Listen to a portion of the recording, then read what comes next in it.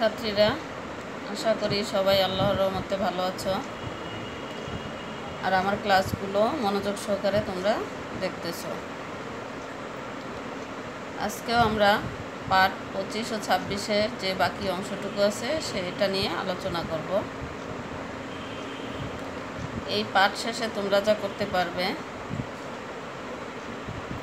Switch স্টেটমেন্টের format বুঝতে পারবে, অর্থাৎ সুইচ স্টেটমেন্ট একটি ফর্মুলা যেটা আমরা সিতে অ্যাপ্লাই করি সেটার গঠন সম্পর্কে বুঝতে পারবে। সুইচ স্টেটমেন্টের অ্যালগরিদম এবং ফ্লোচার্ট বুঝতে পারবে। অ্যালগরিদম আমরা আগেও শিখেছি যে কোনো নির্দিষ্ট সমস্যাকে সমাধানের লক্ষ্যে ধাপে ধাপে সমাধান করাই হচ্ছে অ্যালগরিদম। আর এই অ্যালগরিদমকে যখন কতগুলো সাংকেতিক চিহ্নের মাধ্যমে প্রকাশ করা হয় সেটা হচ্ছে ফ্লোচার্ট। সিতে কিভাবে সুইচ স্টেটমেন্ট ব্যবহার করা হয় সেটাও তোমরা এখানে দেখতে পাবে। সুইচ স্টেটমেন্ট একাধিক স্টেটমেন্ট থেকে কোনো নির্দিষ্ট স্টেটমেন্ট সম্পাদনের জন্য সুইচ স্টেটমেন্ট ব্যবহৃত হয়। অর্থাৎ অনেকগুলো কন্ডিশনের ভিত্তিতে যখন অনেকগুলো কাজ করা হয়, সেই ক্ষেত্রে কোনো নির্দিষ্ট কাজ যদি আমরা করাতে চাই তাহলে সুইচ স্টেটমেন্ট আমরা ব্যবহার করব সিতে। সুইচ স্টেটমেন্টের সাথে থাকে কেস, ব্রেক, ডিফল্ট স্টেটমেন্ট। মূলত এলস ইফ স্টেটমেন্ট ব্যবহারের পরিবর্তে সুইচ স্টেটমেন্ট ব্যবহৃত হয়। গত ক্লাসে আমরা এলস ইফ স্টেটমেন্টের ব্যবহার দেখিয়েছিলাম, তাহলে সেটা এবং এটা তফাৎটুকু কি আজকে সেটা তোমরা বুঝতে পারবে। Format off switch.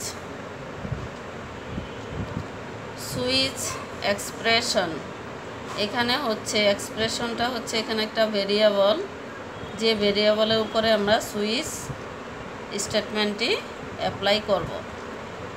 সুইচ স্টেটমেন্টে ব্র্যাকেটের মধ্যে থাকবে এক্সপ্রেশন, তারপরে সেকেন্ড ব্র্যাকেট, তারপরে হবে কেস 1, অ্যাকশন 1। কেস 1 যদি সত্য হয় তাহলে অ্যাকশন 1 কাজ করবে, আর প্রত্যেকটি কাজের পরেই ব্রেক মানে শেষ করে এখান থেকে বের হয়ে যেতে হবে।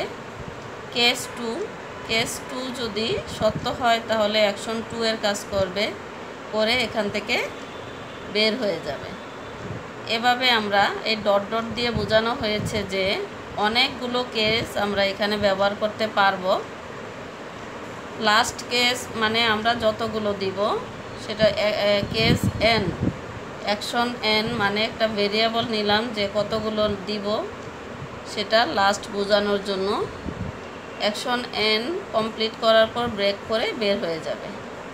এখন এতগুলো কেস দেওয়ার পর যদি কোনো কেসই সত্য না হয়, যতগুলো কেস দিব কোনো কেসই যদি সত্য না হয় তখন ডিফল্ট কেসের অ্যাকশনের কাজ করবে। অর্থাৎ যে শর্তগুলো দিব সেটার একটাও সত্য হলো না, তখন ডিফল্টে যে ডিফল্ট অ্যাকশনের কাজ করবে, তারপর প্রোগ্রাম থেকে বের হয়ে যাবে। এই ফরম্যাটটি তোমরা খুব ভালো করে খেয়াল করবে এবং আয়ত্তে আনার চেষ্টা করবে। Flowchart off switch.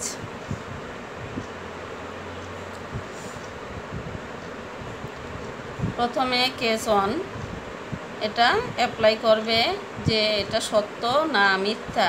আমরা এই চিহ্নটি কী জন্য ব্যবহার করি? ডিসিশনের জন্য।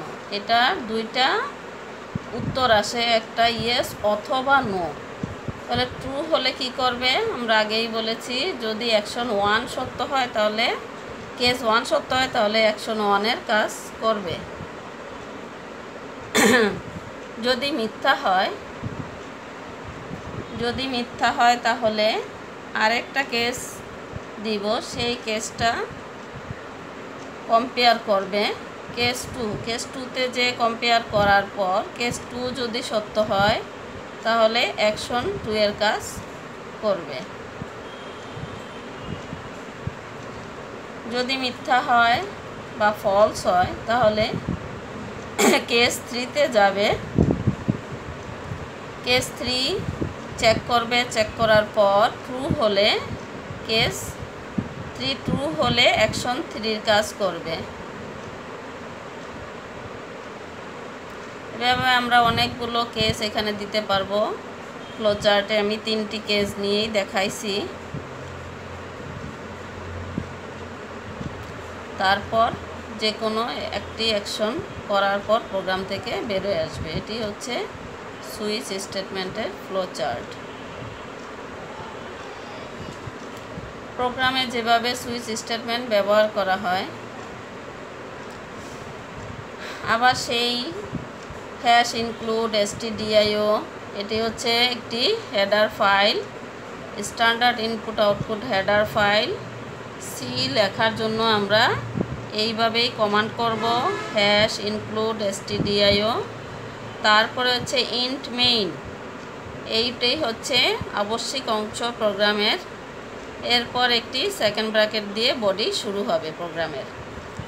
তারপর একটি ভেরিয়েবল ডিক্লেয়ার করলাম, সেই ভেরিয়েবলটি টাইপ হচ্ছে ক্যারেক্টার, CHAR, ক্যারেক্টার টাইপ।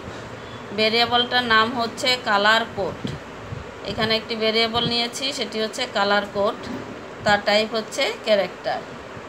তারপরে হচ্ছে printf, enter first word of red, green or blue, মানে রেড, গ্রিন আর ব্লুর প্রথম অক্ষরটা দেওয়ার জন্য বলা হলো। /n হচ্ছে পরে যখন কোনো লেখা প্রিন্ট হবে সেটা পরের লাইন থেকে শুরু হবে বা নতুন লাইন থেকে। এরপর আমরা স্ক্যানএফ করে নিব। স্ক্যানএফ মানে হচ্ছে কোনো কিছু ইনপুট নেওয়া, কিবোর্ড থেকে ইনপুট নেওয়া। তাহলে আমি যেহেতু ভেরিয়েবলটি ডিক্লেয়ার করছি তার টাইপ হচ্ছে ক্যারেক্টার, তাহলে এখানে ফরম্যাট স্পেসিফায়ার সি, এটি হচ্ছে ক্যারেক্টার ভেরিয়েবল, এম্পারসেন্ট কালার কোড, এটি উপরের সেই ভেরিয়েবলটি এখানে ইনপুট করলাম।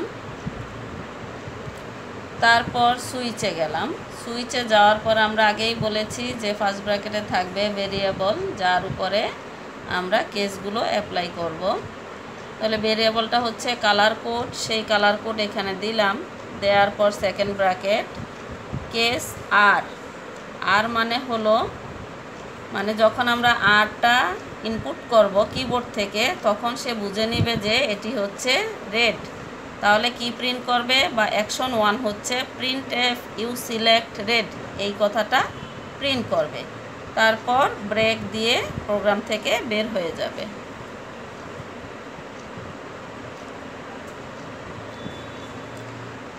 এরপর কেস জি। জি মানে হচ্ছে আমি যে গ্রিন দিয়ে রেখেছি সেই গ্রিনের ফার্স্ট ওয়ার্ড, তো এখানে কেসে যাবে হচ্ছে জি। এই কেসটা জিটা কম্পেয়ার করবে, করার পর সে বুঝে নেবে যে হ্যাঁ জি মানে হচ্ছে গ্রিন, তাহলে প্রিন্ট করো ইউ সিলেক্ট গ্রিন, মানে গ্রিন সিলেক্ট করা হয়েছে সেটা প্রিন্ট করো। তারপর ব্রেক দিয়ে প্রোগ্রাম থেকে বের হয়ে যাও। এরপর কেস বি। বি দেওয়া মানে হচ্ছে ব্লু, প্রিন্ট করো যে ইউ সিলেক্ট ব্লু। এরপর প্রোগ্রাম থেকে ব্রেক দিয়ে বের হয়ে যাবে। এখন আমি যদি আর জি বি কোনোটাই না দেই, অন্য কোনো অক্ষর বা বর্ণ দেই, সেটা যাবে ডিফল্টে। তার মানে হচ্ছে আমি যদি মনে করো এখানে এ দিলাম, তাহলে সে কি বুঝে নিবে যে এটা হচ্ছে রং চুজ, এখান থেকে ব্রেক হয়ে বের হয়ে যাবে। ফাইনালি ইন্ট মেইন লিখাতে আমাকে রিটার্ন 0 দিয়ে এই প্রোগ্রামটা কমপ্লিট করতে হবে। তাহলে আমরা দেখলাম প্রোগ্রামটি সুইচ কিভাবে অ্যাপ্লাই করে প্রোগ্রাম করা হয়। সেটা বেশ বড় হলো, বুঝে বুঝে পড়লে এবং আমার কথাগুলো মনোযোগ সহকারে শুনলে এগুলো কোনো মুখস্থের বিষয় না, পুরাটাই হচ্ছে বোঝার বিষয় এবং প্র্যাকটিসের বিষয়। যদি এগুলো ফলো করো এবং মেইন বইটা একটু দেখো, তাহলে আস্তে আস্তে এটা আয়ত্তে চলে আসবে। একদিনে না হলেও সময় লাগবে শিখতে গেলে, তবে প্র্যাকটিস করতে হবে। বেশি বেশি করে প্র্যাকটিস করলে এটা আস্তে আস্তে তোমাদের আয়ত্তে চলে আসবে। তো আজকের জন্য সবাইকে আবারও ধন্যবাদ জানিয়ে শেষ করব। তার আগে তোমাদের সুস্থতা কামনা করছি। ভালো থাকবে।